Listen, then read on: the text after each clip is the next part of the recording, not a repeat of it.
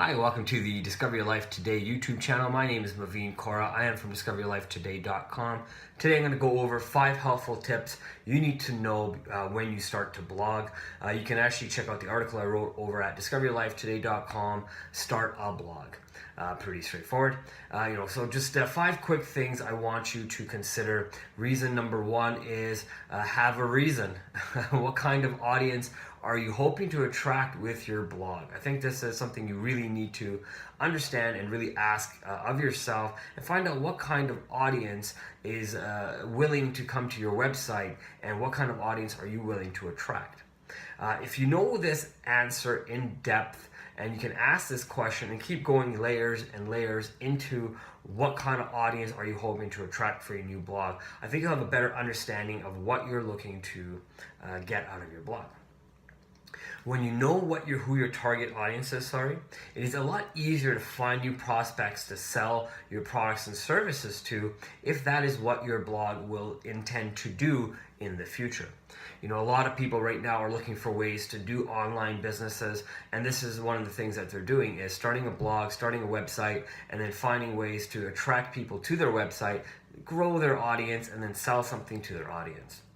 I think one of the things you really need to consider is what kind of topics are you really interested in blogging about. Once you know who your target audience is, you really have to really understand is how you're going to connect to them while you are blogging, right? So you want to make sure you can cover a depth of information for your audience, make it really easy for them to understand how to apply what you're telling them, as long as you understand why you are doing it for yourself, because you have to also, as the blogger, have something for the audience, but you have to be able to get something out of it for yourself as well. One of the things to also consider is what platform will you be using when you start your blog. There are a lot of different platforms out there. Some of them a little bit more personal that you actually you can do some of the changes yourself. Some of them are really click, drag, and drop type of ideas. So myself, I use WordPress because that's kind of what I got taught on how to use WordPress. Once I'm on it, and I'm still learning lots about it, and by no means I'm a professional in using it, but I'm every single day learning on how to get better at using it and understanding it and seeing all the different capabilities that it has, right? Nice thing about it is I don't need to necessarily know how to write code on working my WordPress website as well. But there's other websites out there like Wix and Weebly and Blogger.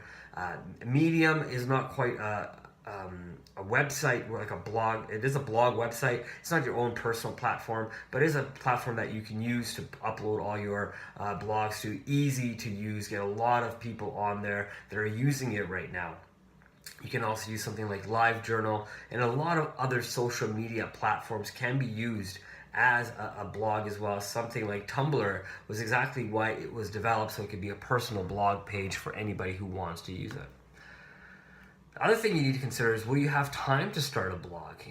Today everyone is so busy and their schedules are only getting busier. So you really have to look at what kind of time can you dedicate to your blog, and does your audience understand? Are you going to be blogging once a week, once a day, once a month? How in depth are you going to go into your blog when you are writing these articles based on how often you are posting?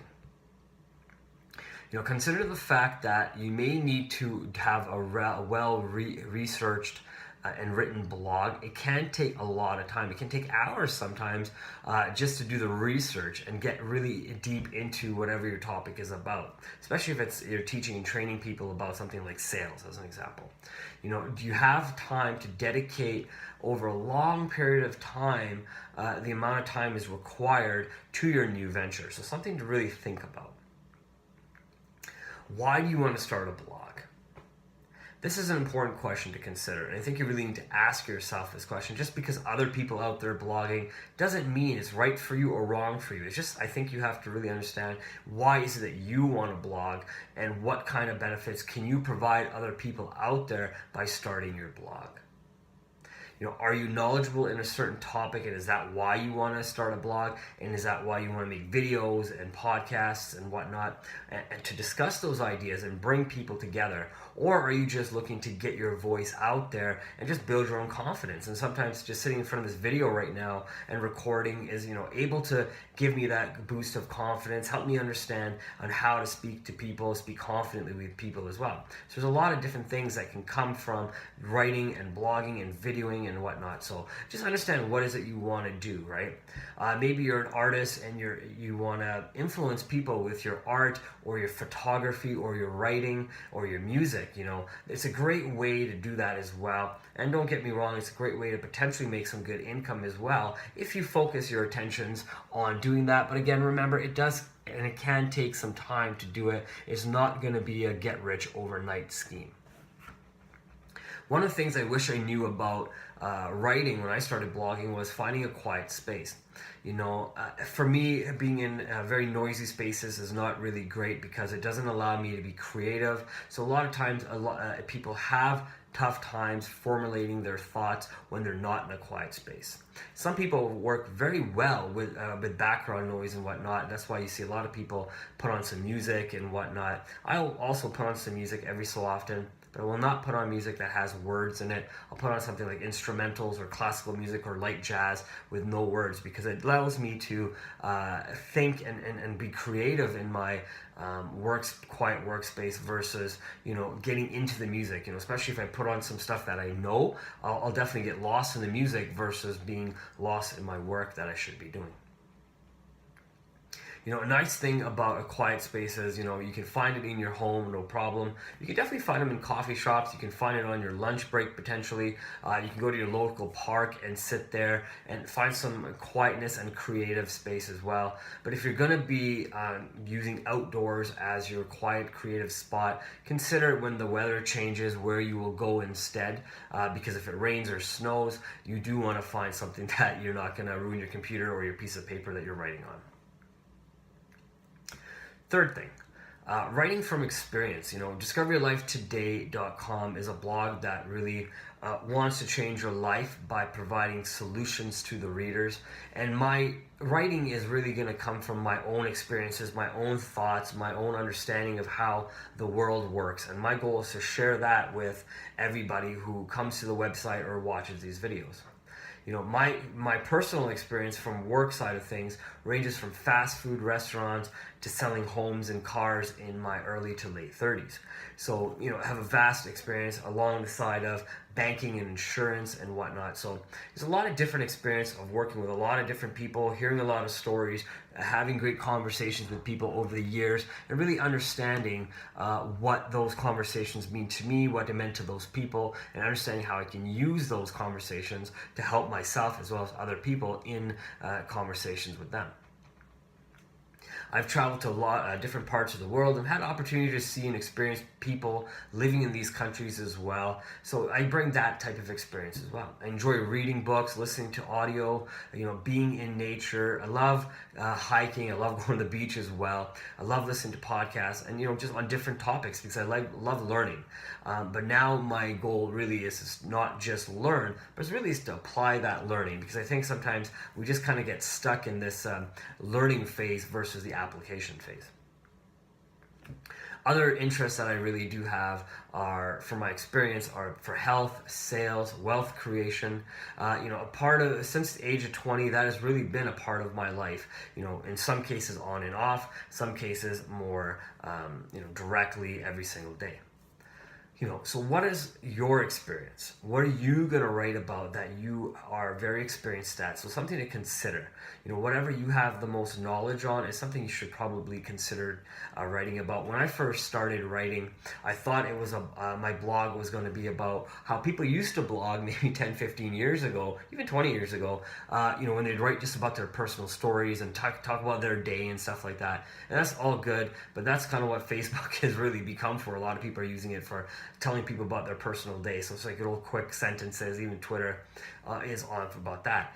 But my personal blog has changed to DiscoverYourLifeToday.com because it was a way for me to say, I really want to help people discover themselves as I continue to discover myself. when you start blogging, I think you really need to consider who your audience is going to be. Like I just said, before I started blogging, I didn't really consider who my audience was going to be.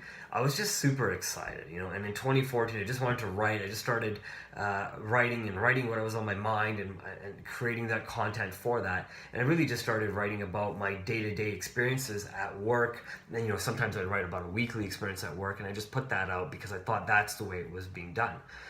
Before I knew what to do, I didn't know anything about anything really. I just thought I'd write something, put a cool title on it, put it on my WordPress, and people would find it on Google, Bing, or Yahoo as they continue to. I didn't really know anything about marketing, the articles, the SEO side of things. I had to learn that after, so I actually started the whole website again. I took off all the writing. I'm actually going to take all those initial 43 writings that I did, or blog posts I did, and turn them into a book, because I find that it was something else I can do and I can give to the audience, and it was really my experiences that I can share with my audience in the future. My recommendation is, if you have not figured out who your target audience is yet, sit down and really figure that out. This is the one step you need to do to make your blogging life easier.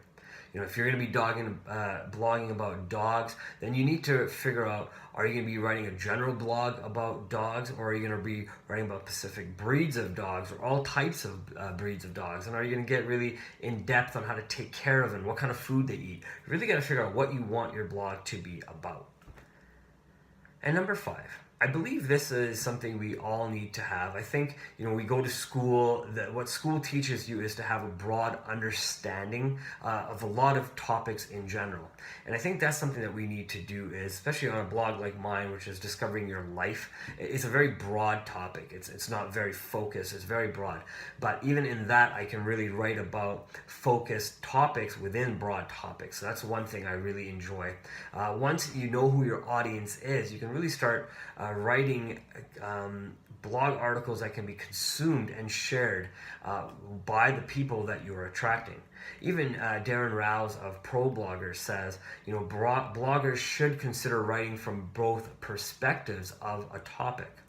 So you should have a broad knowledge, not just a very focused knowledge on, is this book good? And you're only talking about good stuff, but maybe also talk about why a certain book is not so good. Talk about both sides and really give people an overall feeling of what that book is like, as an example. You can also do articles such as like pros and con articles. What's the pros of reading this article? What's the pros or cons of reading this article? What's the pros of going out and doing a workout? What's the cons of doing a workout, if there is any? So just consider things like that. So these are the 5 points I really wanted to talk to you about before you start a blog, before you start your blog. My name is Mazin Kaur. Again, I'm on the Discover Your Life Today YouTube channel. You can find me at discoveryourlifetoday.com. You can check out a lot of different blog articles on there, ranging from various topics. If you enjoyed this video, definitely please subscribe. If you want to read other blogs, you're more than welcome to subscribe over at discoveryourlifetoday.com.